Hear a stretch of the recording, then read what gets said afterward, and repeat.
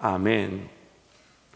오늘 갈라디아서 5장 말씀, 2절 말씀이지만 그 말씀 속에서 오늘 저와 여러분의 연약한 모습들, 부족한 모습들을 발견하고 하나님 은혜를 구하는 귀한 시간이 되시기를 축복합니다.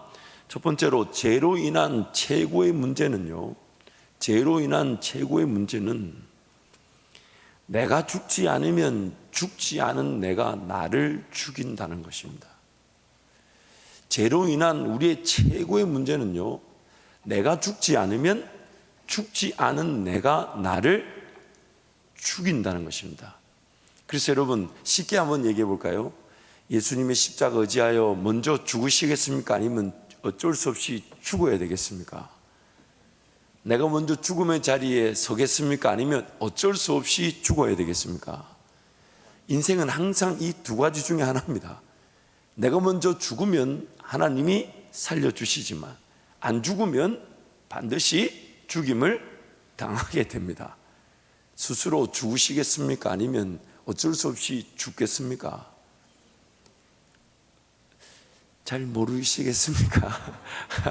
여러분 무슨 말인지 모르겠어요. 우리가 구원을 받은 은혜가 뭐냐면 우리의 무익함과 우리의 연약함과 심지어 우리의 죄악으로 말미암아 하나님 은혜를 얼마나 우리 스스로가 장애가 되는가를 깨닫는 것이죠. 그래서 구원받은 은혜는 나라는 이 죄인됨이 하나님 은혜를 가로막는 장애물이 되니까 나를 먼저 쳐서 복종시켜 주님 앞에 내어놓음으로 주님이 나를 통해 영광을 받으시고 나를 살려주신 은혜를 누리는 게 오늘 우리의 은혜입니다. 그러나 예수를 믿고 하나님을 섬긴다면서도 여전히 내 욕심과 정욕인 줄 모르고 사로잡혀 살아갈 수가 있다는 거예요. 그러다 보니까 기어이 안 죽으면 안 되는 상황, 즉 어쩔 수 없이 죽어야 되는 경우를 만나게 됩니다. 그래서 우리 인생의 최고의 문제는 내가 죽지 않으면 죽지 않은 내가 나를 죽이게 되어 있어요. 그래서 먼저 죽음의 자리에 자청해서 나아갈 수 있는 게 은혜입니다. 내가 자청해서 죽음의 자리를 인정할 수 있는 게 은혜가 되는 것이죠. 근데 하나님 그때 나를 위로해 주시고 격려해 주시면서 나를 살려주시고 일으켜 주실 때 우리는 전혀 뜻하지 않았던 그러나 은혜의 길, 생명의 길, 성령의 길을 따라갈 수가 있는 것입니다. 욕심, 정욕에 따라 속고 살며 헛된 자랑을 추구하느라 인생이 낭비되며 꿈과 비전인 줄 알고 허상과 망성에 갇혀 살게 됩니다. 죽지 않은 내가 나를 죽이는 것입니다. 엉뚱하고 잘못된 것을 이루고자 몸부림치며 심지어 그것을 성취한 것에 만족하며 살 수 있습니다.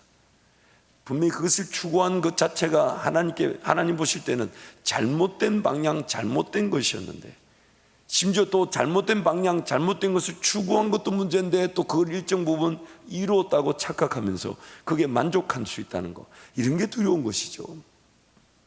지나치게 높은 기대치인 줄 모르고 덤비면서 쉽게 지치고 쓰러지고 넘어집니다. 참 오늘 이 부분이 좀 강조됩니다. 이 높은 기대치, 지나치게 높은 기대치가 각자마다 정도는 다를 수 있지만 얼마나 우리를 괴롭히는지 모릅니다. 좀 이따 말씀 좀 살펴볼 텐데요. 그래서 죽지 않으면 살 수 없고 살기 위해서는 반드시 죽어야만 합니다. 죽어야만 합니다. 그래서 누가복음 9장 23절 24절 두 절 함께 선포하겠습니다. 또 무리에게 이르시되 아무든지 나를 따라오려거든 자기를 부인하고 날마다 제 십자가를 지고 나를 따를 것이니라. 누구든지 제 목숨을 구원하고자 하면 잃을 것이요 누구든지 나를 위하여 제 목숨을 잃으면 구원하리라. 아멘. 그래서 오늘 이 죽어야 되는 문제에 대해서 갈라디아서 5장 26절은 우리가 헛된 영광을 구하는 것으로 서로 다툰다, 서로 어려워진다라고 표현합니다. 그래서 우리 죽지 않은 우리의 문제, 최고의 문제는 뭐냐면 헛된 영광을 구하는 어리석음입니다. 헛된 영광. 이 원어로 보면요, 이 헛된 영광은 케노독소스라고 하는데, 이 헛된 영광은 공허한 영광을 갈망하는 것, 그리고 목적 없는 영광을 추구하는 것으로 해석될 수도 있습니다. 공허한 영광, 즉 영광이 아닌데 영광을 추구하는 것, 혹은 목적이 없는 영광을 추구하는 것. 공허한 영광, 목적 없는 영광은 왜 그것을 해야 하는지, 그리고 분명한 목적이 없이 부와 명예, 권력을 추구하는 것입니다. 분명한 목적이 없이 뭔가 추구하는 것이 공허한 영광이라는 것이죠. 주어질 수 없는 영광, 즉 물질이나 영향력을 추구하다 보니 서로 노엽게 하고 서로 투기하며 다투게 되는 것입니다.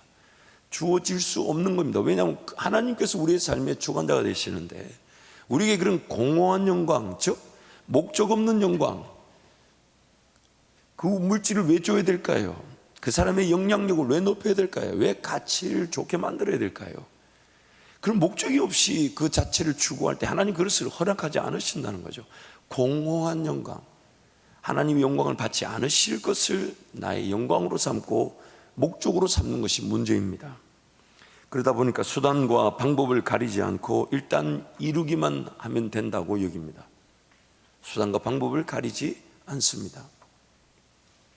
참고 견디고 인내하며 하나님의 인도하심을 사모하며 기다리는 과정 자체를 무시합니다.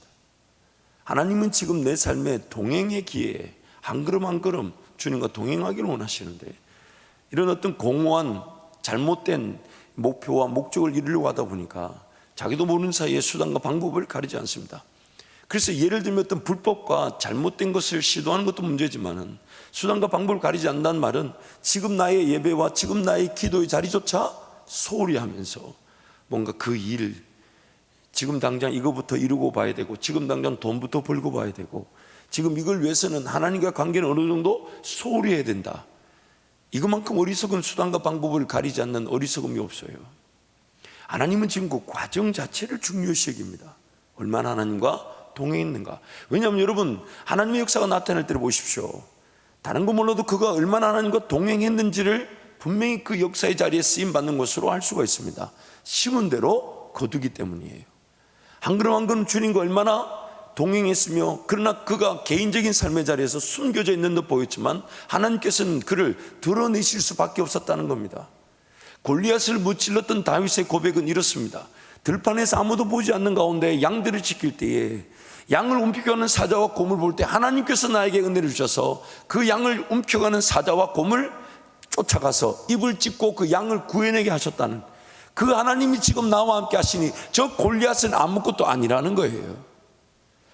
삶의 모든 순간에 하나님이 그 사람을 통해 영광을 받으실 때 잊지 말아야 될 것은 수단과 방법을 동원하지 않고 돈을 먼저 벌고 내 삶이 혹은 내 직장이 내 일터가 먼저 세워지기를, 근데 그 가운데 하나님과 동행이 없는 그 돈을 번 것이나 영향력이나 가치는 아무 소용이 없습니다.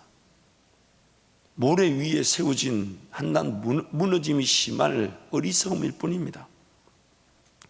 그래서 서로 사랑하며 하나가 되는 것보다 무언가 일을 진행하고 성취하는 일이 우선이 되어버릴 수 있습니다. 좀 기다려주고 좀 인내하고 좀 견디고 좀 안아주는 것이 하나님의 뜻인데, 그래서 내용을 이어가면 다수를 위해서는 소수를 희생, 즉 어쩔 수 없는 희생이 필요하다는 식으로 치부해 버릴 수 있습니다. 그래서 정상에 올라설 수 있을지는 몰라도 올라선 그 정상은 곧 무너질 모래 위일 뿐입니다. 차라리 그 수단과 방법을 동원하지 않았으면 좋았을 뻔했다, 그렇게 후회하게 되죠. 그래서 그 헛된 영광을 저는 두 가지 정도로 한번 정리해 봤는데, 첫 번째는 잘못된 목표라는 헛된 영광입니다. 잘못된 목표, 자기를 죽이는 헛된 영광은 잘못된 목표입니다. 하나님이 영광을 받으실 일이 아닌데 영광을 받으실 줄 착각하고 그렇게 결정하고 선택합니다. 하나님의 뜻과 관계가 없는 일이 목표가 되면 헛된 영광일 뿐입니다. 다시 한번 말하지만은 그가 하나님과 동행하며 욕과 하나님을 섬기지 않는데 나라를 세워본들, 민족을 세워본들요, 엄청난 역사를 나타내본들, 자기 영혼 구원하지 못한 그 역사가 무슨 의미가 있습니까? 그냥 쓰임받고 버려진 것이죠. 하나님의 인도하심이 원활하게 나타나지 않고 다툼과 싸움을 피할 수가 없으며 쉽게 지치고 쓰러지고 포기하게 됩니다. 왜요? 잘못된 목표이기 때문입니다. 하나님의 뜻이 없는 목표이기 때문입니다. 그래서 하나님의 도우심이나 하나님의 인도하심을 볼 수가 없는 것이죠. 두 번째로 헛된 영광은 지나치게 높은 목표라는 헛된 영광입니다. 목표 자체가 잘못된 것도 문제인데 지나치게 높은 기대치를 설정해 두죠. 하나님이 이걸 통해 영광을 받으신다 할 때 지나치게 높은 기대치로 사람이 지쳐버리는 겁니다. 하나님의 뜻에 따라 세워진 목표라 해도 지나치게 높은 목표도 헛된 영광입니다. 그렇게까지 계획하지 않아도 되고, 그렇게까지 치밀하지 않아도 되고, 그렇게까지 수고하지 않아도 되는데 지나치게 높은 목표에 시달리는 것입니다. 사람마다 정도는 좀 다를 것 같아요. 예를 들어 볼게요. 저희 가정에 여러분, 제 아내와 저를 이제 여러분 조금 아실 텐데 어느 쪽이 지나치게 높은 목표를 지향할 것 같습니까? 자, 여기가 제 아내고 여기가 저입니다. 자, 이거라고 생각하시는 분. 우리 몇 분 손을 드셨어요. 복이 있을지어다. 이 사람들 잘 모르는 거예요.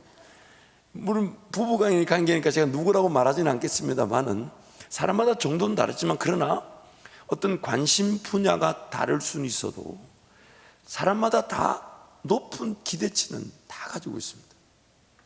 그리고 또 사람마다 높은 기대치를 두고 일찍 누가 좀 더 빨리 포기하느냐는 좀 더 차이가 있을 수 있을지 몰라도 다 높은 기대치에 일이 안 되거나 혹은 쉽게 포기해 버리고 맙니다. 그래서 제 삶을 뒤돌아보면 항상 하나님의 뜻이 없었다기보다는 그 하나님의 뜻을 하나님께서 이루실 것인데, 그래서 하나님과 함께 동행하며 인내하면 되는데 저 혼자서 막 바들바들 떨고 일이 안 될까 봐 두려워하고 염려하고 근심하고, 그래서 막 이만큼 높은 기대치를 두고 막 그러다 보니까 성경이 말하죠. 헛된 영광을 구하다 보니까 서로 다투고 서로 투기하고 싸움이 일어날 수밖에 없어요. 왜 그거 안 했냐? 그거 해야 되는데 뭐 했노 너? 지옥 간다 조심해라. 막 이런 얘기. 이제 그런 얘기 안 합니다만은 제 스스로에게도 그렇게 잣대를 들이대고 함께하는 이들에게도 그 높은 기대치 때문에 그렇게 잣대를 들이대죠. 더군다나 여러분, 공동체 안에서도 여러분 자세히 살펴보면요, 한 사람보다 두 사람이 더 어리석고 두 사람보다 네 사람이 더 어리석고요, 수가 많으면 많을수록 어리석어지는 이유가 뭐냐면 각자의 지나친 높은 기대치가 다 투영되기 때문입니다. 그래서 한 사람의 결정보다 공동체 결정이 훨씬 더 더디고, 어떤 경우는 저렇게 어리석게 결정해야 되나 싶을 정도의 결정이 의도적으로 결정될 때도 있습니다. 왜 그런가 하면 그 안에 있는 리더십 혹은 결정 구조 안에서 각자 가진 지나친 높은 기대치를 다 관철시키려고 하다 보니까 행보가 느려지게 되고, 어떤 경우는 정말 이렇게 결정하면 안 된다고 싶은데도 그렇게 결정할 때가 있습니다. 그러다 보니까 하나님의 뜻은 분명히 있는 것 같은데 일이 더뎌지거나 혹은 안 되는 것처럼 보이는 경우도 있게 되죠. 또한 그 일을 감당하는 개인이든 공동체든 쉽게 지쳐버립니다. 지나치게 높은 기대치 때문에. 그래서 오늘 제가 설교 제목을 따옴표를 넣어서 이름을 표현해 놨잖아요. 거기에 아내와 저를 둘 중에 하나 더 높은 기대치를 가진 사람이 적혀져 있습니다. 오늘 우리의 삶에 문제가 뭘 것 같아요, 여러분? 더군다나 우리는 연약하잖아요. 부족하잖아요. 그러다 보니까 내 연약함과 부족함을 좀 더 해결하는 쪽에 대해서는 엄청난 기대치를 갖고 있습니다. 자기가 좀 할 수 있고 장점으로 가진 것에 대해서는요, 어떤 사람들이 요구에 부응합니다. 왜요? 할 수 있으니까. 내가 하나님 나에게 장점과 은사를 주셨으니까. 그런데 지나치게 높은 기대치는 항상 어디 쪽에 있냐? 내 부족하고 내 연약하고. 근데 하나님은 그것이 나의 그런 연약함과 부족함이 하나님 은혜로 다듬어지고 만져지고 연합을 이루고 하나님을 더 의지하기 위해 뜻을 보이신 건데, 하나님의 뜻이 나타났을 때 그래, 안 그래도 내가 그거 고쳐야 된다고 생각했었어. 안 그래도 내가 그거 반드시 바꿔야 된다고 생각하고 있었어. 정말 나의 그 부분이, 우리 공동체의 그 부분이 변화가 필요해. 이렇게 동의가 되면서 동시에 높은 기대치를 두고 덤벼듭니다. 그러다 보니까 어떤 일이 일어납니까? 공동체도 마찬가지지만 그 개인이, 자기 자신이 그 높은 기대치에 자기 스스로가 지쳐버리죠. 쓰러져 버리죠. 자기 내면에서부터 엄청난 다툼이 일어납니다. 쉽게 한번 예를 들어 볼게요. 새벽을 깨우지 않는 한 청년이 새벽을 깨웠다고 선포했습니다. 쉬워 보이지만은 녹록지 않아요. 그러다 보니까 첫날은 깨웁니다. 둘째 날도 깨웁니다. 셋째 날 보이지 않아요. 그러면 자기 자신을 얼마나 경멸한지 모릅니다. 나는 안 돼. 나는 죽일 놈이야. 이거는 지옥 가야 돼. 뭐 이러면서 혼자서 난리를 칩니다. 자기 속에서 그런 다툼이 있다는 거예요. 그러니까 가만히 들여다보면 두 번의 새벽 기도를 비정상적으로 깨운 거예요. 아니면 안 자고 나온 겁니다. 높은 기대치죠. 물론 새벽을 깨우는 그 단순한 문제에서부터 아니면 좀 더 복잡한 문제까지 성령 하나님의 도우심을 구해야 되는데, 성령 하나님의 도우심을 구하고 한 걸음 한 걸음 따라가야 되는데, 우리는 나 이 정도는 할 수 있어 그러면서 덤벼든 일도 실패하게 되고, 혹은 이 정도는 해야 돼 하면서 그 높은 기대치가 한 걸음조차 따라가지 못하게 만든다는 것이죠. 그래서 내용을 좀 이어서 가면요, 지나치게 높은 목표는 이루어지기도 어렵지만 열정과 동기부여가 금방 사라지게 됩니다. 이루어지기도 어렵지만 열정과 동기부여는요, 금방 사라지게 됩니다. 잘못된 목표는 시도라도 해볼 수 있지만 지나치게 높은 목표는 시작조차 어렵게 합니다. 잘못된 목표는 차라리 시도라도 해볼 수 있어요. 그러면서 목표가 수정되고 변화될 수 있는 기회라도 있는데, 이 지나치게 높은 기대치의 목표는 시작도 어렵게 만듭니다. 지나치게 높은 목표는 자기 욕심에 의한 최고의 작품입니다. 지나치게 높은 목표는 자기 욕심에 의한 최고의 작품입니다. 완벽함과 완전함을 이유로 자신의 분량을 무시하고 간과하여 끊임없는 다툼과 분노에 사로잡히게 되는 것입니다. 완벽함과 완전함. 왜요? 그 완벽함과 완전함이 지나치게 높은 목표를 설정하게 만듭니다. 예전에 저희 아버님이 첫 번째 목회를 시작하셨던 그 담임 전도사를 합천 해인사 꼴짜기 낙동강 상류에 있는 한 강변에서 사역을 하셨는데, 제 초등학교 3학년 때입니다. 그때 갔더니 정말 옛날 옛적 호랑이 담배 피던 시절이었어요. 무슨 말이냐면, 교회 근처에 10집이 살았는데 그 10집은 다른 시족 마을에 살지 못하는 사람들끼리 모여 살았어요. 그래서 이쪽에는 이 씨들이, 이쪽에는 박 씨가, 저쪽에는 최 씨가, 이쪽에는 정 씨가 살았는데, 특히 교회 제일 가까운 건너편 동네가 정씨 마을이었어요. 당시만 해도 200호가 넘었다니까 엄청나게 큰 동네였어요. 그리고 그는 정 씨가 아니면 들어갈 수가 없어요. 제가 그 본이 어딘지는 기억이 안 나지만 하여튼 그 본의 정 씨가 아니면 그 동네에 들어가 살지를 못했어요. 왜냐하면 매매가 안 돼요. 집을 팔 수가 없어요. 다른 성씨한테 팔질 않아요. 그만큼 그 시족 동네였어요. 그러니까 이 교회 근처에 사는 10집만 그 시족 안에 마을에 들어가지 못하는 사람들만, 떠내기들만 살았는데, 어느 날 그 정씨 마을에 아버님이 전도하다가 종손에게 복음이 전파됐어요. 이 종손이란 말은 그 동네 모든 제사를 다 책임지는 사람이잖아요. 근데 이 종손이 예수를 믿었어요. 그러다 보니까 제가 알기로는 그 동네에 제사가 없는 날이 없었어요. 시족 마을이다 보니까 거의 매일 제사가 있다 해도 과언이 아닌데, 큰 제사들은 말할 거 없고, 근데 이 종손이 예수를 믿고 보니까 우상 숭배하면 안 되겠다 싶어서 자기 동네 가가지고 선포했어요. 나는 예수 믿고 이제 제사 드리지 않는다. 그 다음 어떤 일이 일어났을 것 같아요? 그 동네 80 이상 된 할배들은 우리 교회로 와서 난리가 났습니다. 자고 일어나니까 온 똥물이 마당에 가득하고 욕을 그렇게 하고, 왜냐하면 그 동네 어른들은, 하여튼 일을 하러 안 가는 어른들은 교회 와서 난리가 났어요. 근데 교회가 그 정도면 지금 그 종손 집에는 어떨 것 같습니까? 아버지가 그 집에 들어가지를 못했어요. 왜냐하면 동네에서 막아버리니까. 그러면서 기어이 그 종손은 어떻게 됐을 것 같아요? 잘 이겼을 것 같아요? 아니면 어떻게 됐을 것 같아요? 지금도 잘 모르겠습니다.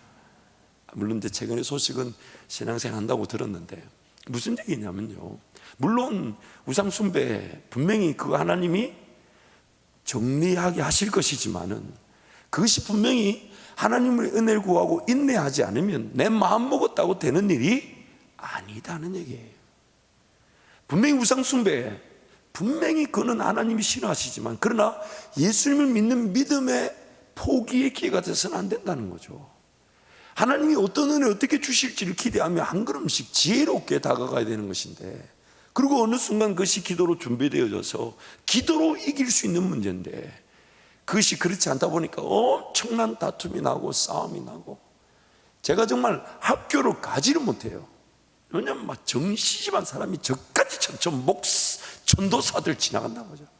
우리 마을 망하게 하는 전도사들 지나간다고.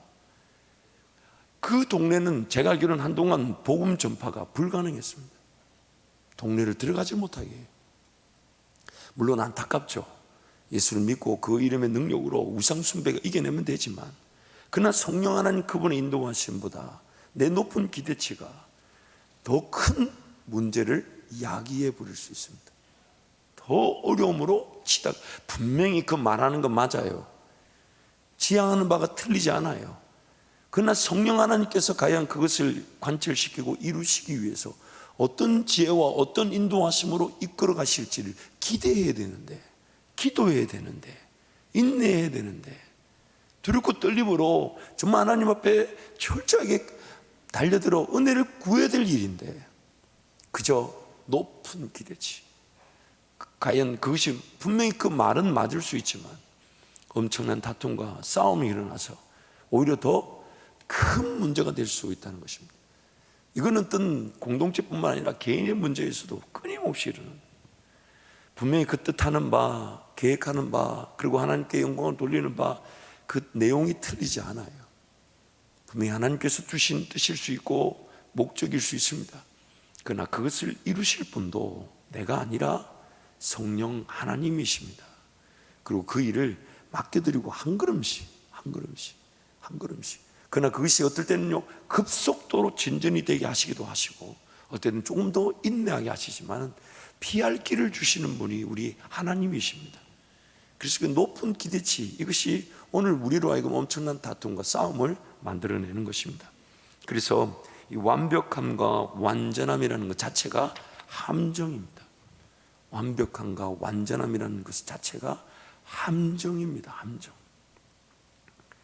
개인이든 공동체든 현재의 나, 우리보다 더 나은 나와 우리를 항상 원합니다. 항상 우리는 더 나은 나, 우리를 원하죠. 여러분, 제가 책을 하나 소개할 텐데요, 여러분 책에도 적혀 있는데 코넬리아 마크라는 분의 완벽주의의 작별을 구하다, 그 내용에 보면 이런 내용이 소개됩니다. 완벽주의의 기본 형태를 아주 단순하게 말하면 다음과 같다. 내 인생을 스스로 구원해야 한다. 나는 노력해서 하나님의 사랑을 얻어야 한다. 그러니 나 자신이 폭로되지 않도록 부정적인 것은 가능한 한 감추고 덮어야 한다. 그 완벽함의 이면에는 이런 자기 스스로를 자기가 구원하고자 하는 욕심이 있다는 거예요. 그래서 제가 이 완벽주의 작별을 구하다라는 이 책인데 160페이지밖에 안 돼. 158페이지, 160페이지밖에 안 되는데 굉장히 얇은 책인데, 최근 들어 제가 이거 하나 잡고 정말 1시간 안에 이 책을 다 읽으면서 처음에는 막 줄을 치다가 나중에 줄을 못 쳤어요. 왜냐하면 다 줄을 쳐야 되니까. 다 줄을 쳐야 되니까 줄을 못 쳤는데, 이 완벽주의의 작별을 구하다, 제가 이 책대로 얼마나 지금 선포하고 있는지 모릅니다. 완벽주의와 작별할지어다. 저 자신에게요, 저 자신에게. 물론 여러분도 필요할 것입니다만은, 그런데 이 책의 내용대로 완벽주의의 그런 숨은 이면에 있는 우리의 욕심이 뭐냐면, 하나님 그분을 인내하고 기다리기보다는 내가 내 스스로 나를 구원하려고 할 수 있다는 겁니다. 그래서 그 높은 기대치, 바꾸고 싶고 변화되고 싶고 정말 하나님께서 내 약한 부분이 다듬어지고 싶은 그 욕심이 결국 하나님을 의지할 기회인데, 내 스스로가 내 그 욕심에 따라 나를 변화시키고 싶어 한다는 것입니다. 더 나은 나, 우리를 위한다고 하면서 완전함과 완벽함을 추구하고자 하는 것은 결국 내 힘으로 나, 우리를 구원하겠다는 어리석은 생각입니다. 자신과 자신이 속한 공동체의 약한 부분을 보완하고 수정하고 강함으로 바꾸려는 것 자체가 인간의 한계를 인정하지 않고 하나님이 되려는 생각입니다. 하나님이 되려는 생각이에요. 그래서 여러분, 오늘 이 부분이 제일 중요합니다. 우리는 무엇이 약한지, 혹은 약한 부분이 하나님께서 고쳐주실 부분인지, 아니면 나의 약함을 강점으로 가진 누군가와 연합하여 함께 걸어가게 하실 부분인지 알지 못합니다. 여러분, 나의 약한 부분은 내가 잘 알잖아요, 그렇죠? 근데 더 웃긴 거 얘기 드릴까요? 내 약한 부분이 앞으로도 나타날 수가 있습니다. 내 약한 부분을 발견하는 것은 아마 끝도 없을 수가 있어요. 작은 실수 하나만 해도 우리는 그 내 약점으로 받아들이죠. 그런데 하나님의 뜻은 무엇이냐면, 무엇이 약한지를 우리가 모른다는 거예요. 또한 중요한 게요, 하나님이 그 약한 부분을 평생 안고 가라 하시면 여러분 어떻게 하시겠어요? 마치 사도 바울이 하나님 앞에서, 하나님 이 약한 이 사탄의 가시를 내게서 없애달라고 했더니 하나님 뭐라 그러셨습니까? 하나님 은혜가 사도 바울에게 족하다. 그러니까 사도 바울은 이제는 그 약함이 떠나가기를 기도하지 않고 오히려 약함을 어떻게 한다고요? 자랑한다 그래요. 자랑한다. 그럼 사도 바울은 그 사탄의 가시 같은 약함을 해결하려고 기도하지 않고 그냥 안고 갔다는 거. 왜요? 하나님이 안고 가라 하시니까. 여러분, 우리는 뭐가 약한 부분인지 우리 스스로 모릅니다. 또한 약한 부분이 드러났다 해도 과연 하나님이 그것을 강함으로 바꾸어 주실지, 아니면 내 약함을 강점으로 가진 자와 연합하여 평생 함께 걸어가게 하실지. 저는 결혼을 해보니까요, 제 아내의 강점을 보면서 제 약한 부분을 좀 알 수가 있었어요. 저희 가정에 저희 부부만큼 아마 극성향의 사람은 없을 겁니다. 정말 음식을, 여러분 한번 보신 분들 알아요. 뷔페에 가서 음식을 집어오잖아요. 정말 조화롭습니다. 같은 게 하나도 없어요. 그러니 제가 여러분 얼마나 불리합니까? 잘 모르시겠어요? 왜냐하면 제가 요리를 하지 않으니 얼마나 불리하겠냐고요. 여러분, 정말 저는 저희 어머니가 음식을 해주실 때에 안 하는 게 좋을 것 같습니다. 그러나 이 한 가지는 하고 싶어요. 어머니는 저희 집에서는 항상 찌개도 있었고 국도 있었어요. 근데 결혼을 하고 보니까 사막인 줄 알았습니다. 아니, 그냥 취향이 다른 거죠. 취향이 다른 거. 그래서 저는 이제 국이나 된장찌개 같은 거는 포기해야 되는가 보다. 사실 그렇게 생각했는데 우리 하나님은 실수하지 않으십니다. 한 번은 저희 아들이 집에서 그렇게 밥을 먹으라도 안 먹는데, 승주가 2살 때인가 3살 때였어요.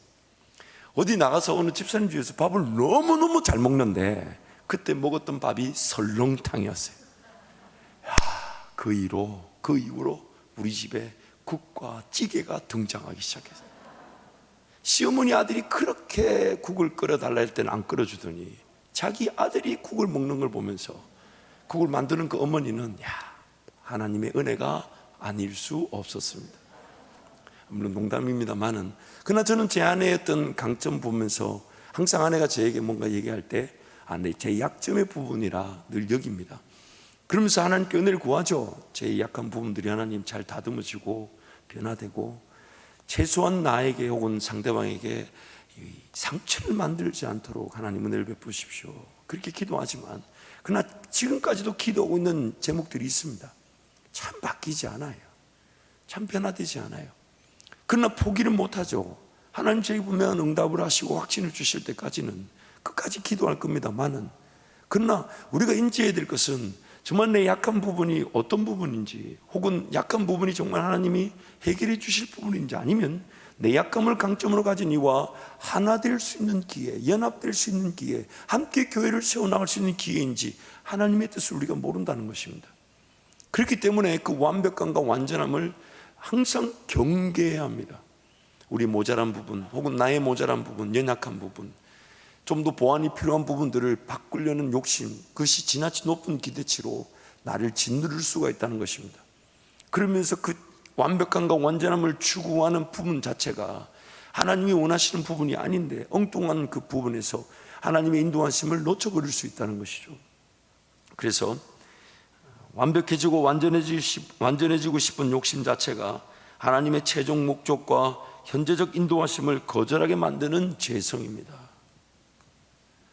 하나님은 지금 그 완전하고 완벽해지는 그 부분이 아닌 다른 부분의 인도하심을 하는데, 그 약한 부분을 일단 두고 너는 이 부분에서 이렇게 따라오라고, 이 부분에서 이렇게 섬기라고, 이 부분에서 이렇게 헌신하라 하시는데, 우리는 자꾸만 내 강점 혹은 내가 할 수 있는 것보다는 내 약한 부분 보완하고 내 모자란 부분을 바꾸는 그 일에 먼저 빠져 있을 수 있다는 거예요. 그러다 보니까 하나님의 최종 목적이든 혹은 지금 당장의 인도하심을 거절하고 있을 수 있다는 것입니다. 그래서 이 책에서 이어서 이렇게 얘기합니다. 그러나 우리를 자유롭게 하고 기뻐 뛰게 하는 성경의 복음은 이렇게 말한다. 너는 내 인생의 가치를 스스로 정해서는 안 되며 정할 수도 없다. 내 부족함을 채우는 이는 하나님 분이시며 그분은 내 스스로 내 인생을 끊임없이 개선해야 한다는 눌림으로부터 너를 자유롭게 하신다. 하나님은 내게서 죄와 인생의 짐을 벗겨주신다. 바뀌게 하실 수 있습니다. 변화되게 하실 수 있으십니다. 그리 아니하실지라도 하나님을 예배하고 즐거워하며 하나님 나라를 위해 기도하고 교회를 위해 헌신하며 사랑해야 될 것을 사랑해야 되는 것이 하나님의 뜻입니다. 하나님의 뜻입니다. 하나님께서 지금 원하시는 것과 내가 지금 원하는 것의 차이로 인해 하나님 앞에 그저 달려나가 은혜를 즐거워하고 기뻐하는 예배보다는 무언가 바꾸고 고치고 싶은 것을 우선으로 여깁니다. 약한 것은 약한 대로, 부족한 것은 부족한 대로, 연약한 것은 연약한 대로 하나님은 지금의 나를 기뻐하시고 즐거워하십니다. 하나님을 기뻐하고 즐거워함으로 하나님께서 약하고 부족하고 연약한 것을 고쳐주시든지 혹은 안 고쳐주시더라도 하나님은 나의 하나님이시고 나는 그분의 백성입니다. 전 종종 그런 얘기를 자주 합니다. 여러분, 내 약점이 보완되면 과연 내가 섬기는 일터 혹은 교회 공동체 안에서 강점으로 쓰임 받을 수 있을까요? 이 질문 안 하면 차라리 내 약점을 보완하는 쪽은 하나님께 맡겨놓고 나에게 주어진 내 잘할 수 있고 하고 싶은 것에 열매를 맺는 게 훨씬 더 낫습니다. 예를 들어 볼게요. 컴퓨터를 못하는 어떤 장로님이 내가 오늘부터 컴퓨터를 배워서 오늘 사무실에서 목사님 목회를 돕겠다 하면 저는 기도 제목입니다. 하나님, 저 마음을 거두어 주옵소서. 그렇지 않아요? 현실적이잖아요. 우리 임 장로님 너무 웃으셔서 죄송한데 그렇지 않아요? 컴퓨터를 할 줄 모르시는 분이 컴퓨터를 배워서 목사를 돕는 게 나을까요? 아니면 컴퓨터를 애초에 잘하는 사람이 들어오는 게 나을까요? 그럼요. 항상 이 부분에 관심을 둬야 돼요. 그런데 우리는 평생 내 못하는 거, 내 부족한 거, 내 연약한 거, 내 약한 거 이거 바꾸느라고 시간을 적지 않게 열등감에 사로잡혀가지고 지금 그 사람도 분명히 잘하는 게 있고 아니 잘하는 게 없어도 하나님을 즐거워할 수 있는 하나님의 백성인데 그 열등감, 그 모자라고 부족한 거기에 사로잡혀가지고 당장 하나님을 즐거워하고 기뻐하기보다는 이거 어떡하냐고 저거 어떡하냐고 이 상처 어떡하냐고 나는 못해요, 나는 못해요, 나는 안 돼요. 안 돼요, 맞아요, 못해요. 그러나 하나님을 예배하는 것보다 더 중요하지 않습니다. 하나님을 즐거워하는 것보다 앞설 수가 없어요. 그래서 하나님 앞에 내 있는 모습 그대로 이렇게 나아가 하나님을 즐거워할 줄 알고 하나님을 기뻐할 줄 알면서 하나님 내 약한 부분 하나님이 만져주시길 바라지만 그러나 오늘 또 하나님 나에게 어디서든 걸어가자 하시면 그 길이 우선입니다. 그 길이 우선입니다. 사랑할 것, 섬길 것, 헌신할 것. 내 약하고 부족한 거 하나님 모르시지 않아요. 그래서 하나님 때가 되면 그 약한 부분이 보완되게 하시는지 아니면 내 약한 부분에 강점을 가진 이가 내 약한 부분을 대신해서 일해 줄 수 있을 것입니다.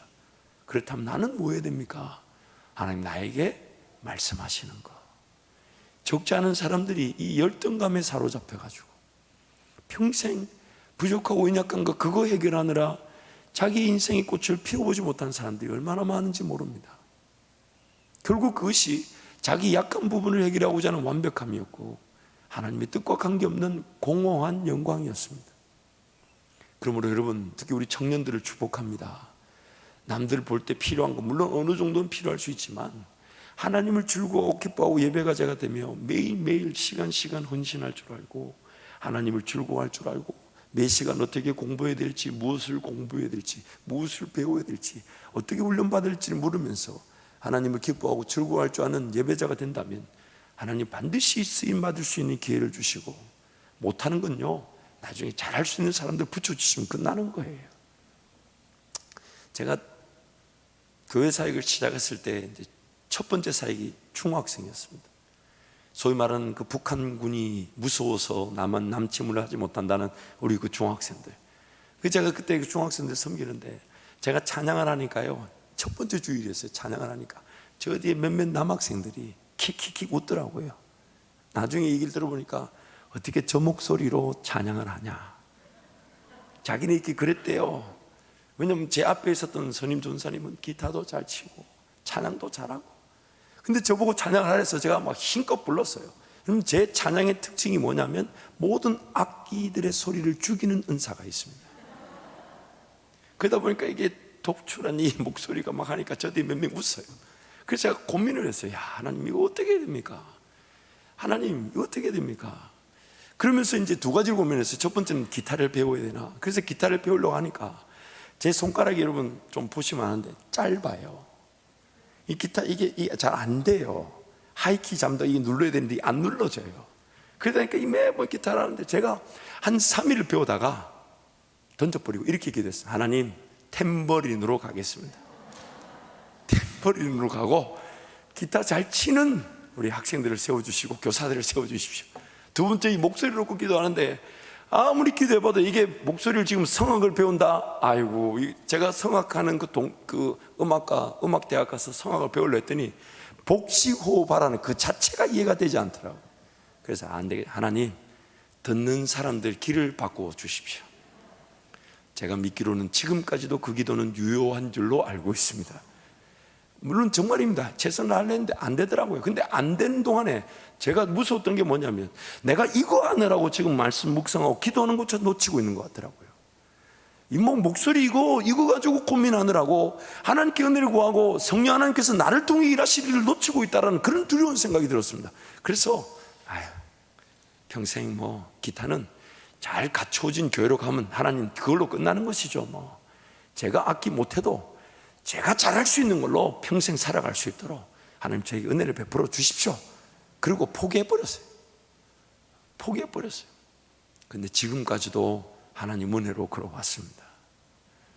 여러분, 우리에게 약한 부분, 연약한 부분 하나님 모르시지 않아요.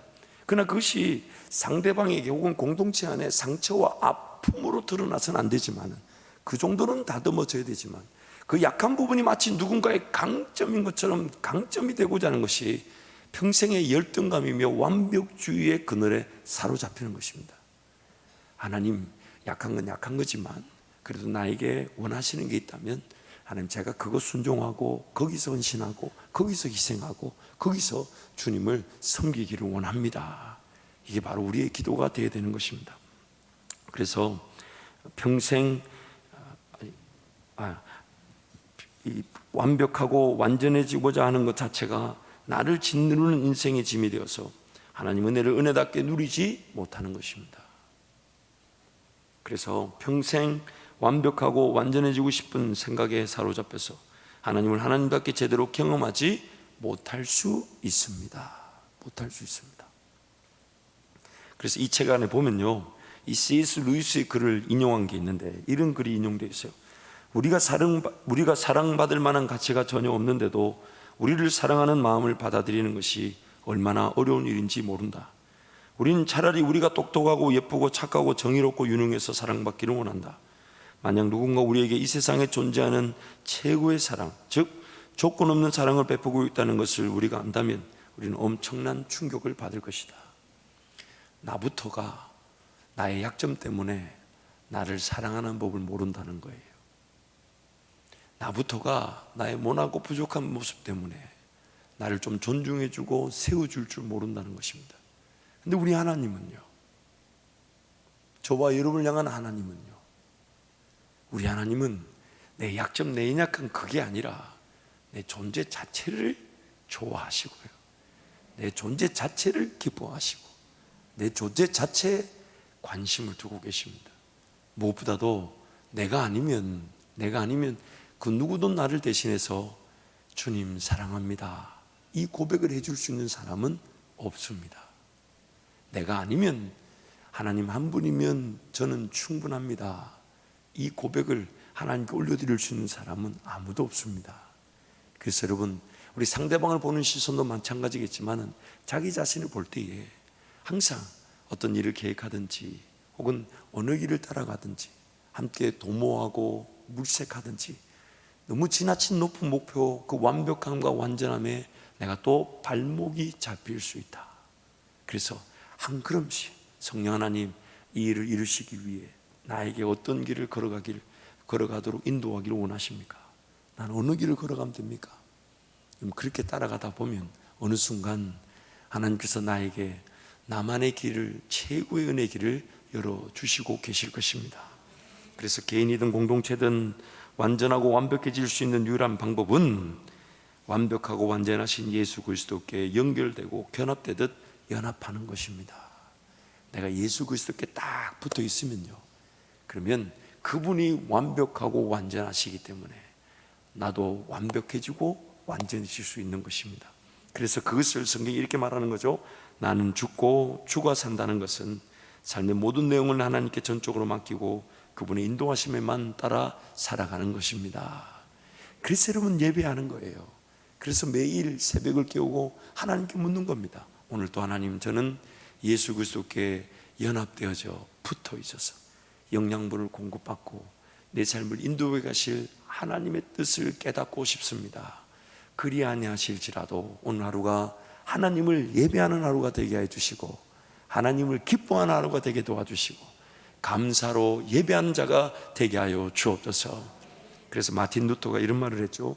천국을 얻기 위해 경건한 업적이 필요한 게 아니라 천국은 오직 하나님의 한없는 선하심으로 우리에게 주어지는 선물이다. 그래서 여러분, 오늘도 그렇지만 내일 새벽을 깨우시거든 그런 기대가 있으면 좋겠습니다. 하나님, 오늘도 나에게 선물로 어떤 은혜를 주시기를 원하십니까? 이미 베푸신 은혜도 감사하지만 오늘 또 하나님 나에게 어떤 은혜를 주기를 원하십니까? 나에게 무엇을 바라십니까? 그것도 역시 분명히 순종하고 감당할 수 있는 길로만 하나님 인도하실 것이니까 하나님 나에게 무엇이든 말씀하여 주십시오. 제가 듣고 순종하겠습니다. 그 순종의 길이 나를 나되게 만드는 길이며 하나님을 만나는 길이며 하나님께 영광이 되는 길이며 내가 내 인생에 최고의 영광을 하나님께 들릴 수 있는 길이 될 것이기 때문에 하나님께 그렇게 달려나오는 것입니다. 말씀을 정리하겠습니다. 헛된 영광을 구하다 보니 엄청난 다툼과 투기, 그런 싸움이 내 안에서 그리고 내가 속한 공동체 안에서 일어나게 됩니다. 그 헛된 영광이 무엇입니까? 잘못된 목표이거나 혹은 지나치게 높은 기대치입니다. 그래서 우리는 이래야 돼, 우리 교회는 이래야 돼. 들어보면요 틀린 말이 하나도 없어요. 다 맞아요. 근데 안 됩니다. 그리 안 돼요. 그러다 보니까 나중에는 흐지부지 그 일을 시도해보지 못한 채 접어버리는 경우가 있습니다. 왜 그렇습니까? 높은 뜻 때문이에요. 높은 기대치 때문에. 개인도 마찬가지예요. 그래서 여러분, 작은 한 걸음이라도 걸어갈 수 있도록 교회에서는 사역을 만들어내고 어떻게든 기도의 자리가 살아날 수 있도록 1시간 죄송합니다. 목을 안 쓰려고 했는데 얼마나 애끓는 심정으로 간절하면 이렇게 얘기하겠어요. 1시간 하나님. 왜냐하면 주님이 뭐라 하셨습니까? 1시간도 깨어있을 수 없더냐, 그렇게 얘기하셨으니까. 그러면 하나님, 물론 그 1시간이 이런 율법적이다, 그렇게 말하더라도 1시간 기도해야 되지 않겠어요? 물론 1시간 기도 안 한다고 지옥 가는 건 아니에요. 하나님은 내와 관계 없을 수도 있어요. 그러나 내 삶에 뭔가 적절한 통제와 뭔가 적절한 규모를 갖추지 않으면, 가만히 내버려 두면 내가 알아서 은혜를 구하고 내가 알아서 하나님께 달려나오지 않는다는 거 우리 잘 알지 않습니까? 그렇다면 1시간이라도 하나님께 깨어 기도하는 은혜를 누리게 하여 주옵소서. 그 사모함으로 60일 작정하면 하나님 돕지 않으실 수가 없는 겁니다. 반드시 도와주실 것이에요. 그리고 그 60일 시간 동안 저는 이렇게 기도하면 하나님, 1시간이 시간 가는 줄 모르고 지나가게 하여 주셔서, 그 제가 회개했어요. 뭘 회개했냐? 1시간 이게 재어보느라고 모래시계 만들려고 했던 거 회개했습니다. 왜 그런 제품들이 안 만나지게 하셨는가? 왜냐하면 이 사람아, 시간 가는 줄 모르고 기도할 건데 그 모래시계 들여다볼 시간이 어디 있노? 저에게 분명히 말씀하셨어요. 그래서 제가 주님, 쓸모없는 상품을 구한 것을 용서해 주시고, 우리 성도들이 한 시간 기도한다 할 때에 정말 시간 가는 줄 모르고 정말 잠시 잠깐 눈 감았다 떴는데, 어떨 때는 내가 좋은 것도 아닌데 왜 이렇게 시간이 빨리 갔대, 이런 기도 하나님 반드시 베풀어 주실 것인데, 그 은혜를 통해서, 그 기도를 통해서 주님과 동행할 뿐만 아니라 주님의 한량없는 은혜가 부르짖어지고 누려지고 맛보아지고 경험되어져서 이 기도 일하기 운동을 통해 엄청난 간증이 나타나게 될 줄 믿습니다. 이 시간 동서로 함께 기도하겠습니다. 하나님, 제 삶에 무엇이 연약한지, 무엇이 부족한지, 무엇이 있어야 되는지 알지도 못하면서 그 연약함을 마치 완벽하게 만들고 완전하게 만들고자 하는 우리의 욕심을 긍휼히 여겨주시고, 헛된 영광을 구하고자 하는 생각을 내려놓게 하여 주시고, 다툼과 투기와 싸움을 내려놓게 하여 주시고, 하나님, 오늘 이 시간 하나님께 맡겨놓고 기도하는 즐거움이 회복되어지게 하여 주옵소서. 예배하는 즐거움이 회복되어지게 하여 주시고, 하나님과 함께 동행하는 기쁨으로 하나님께서 무엇을 하든지 그것을 우선으로 순종하며 그것을 먼저 따라가며 거기에 내 삶을 내어드리는 은혜를 누리게 하여 주옵소서. 주님 찾고 함께 기도합니다. 주여,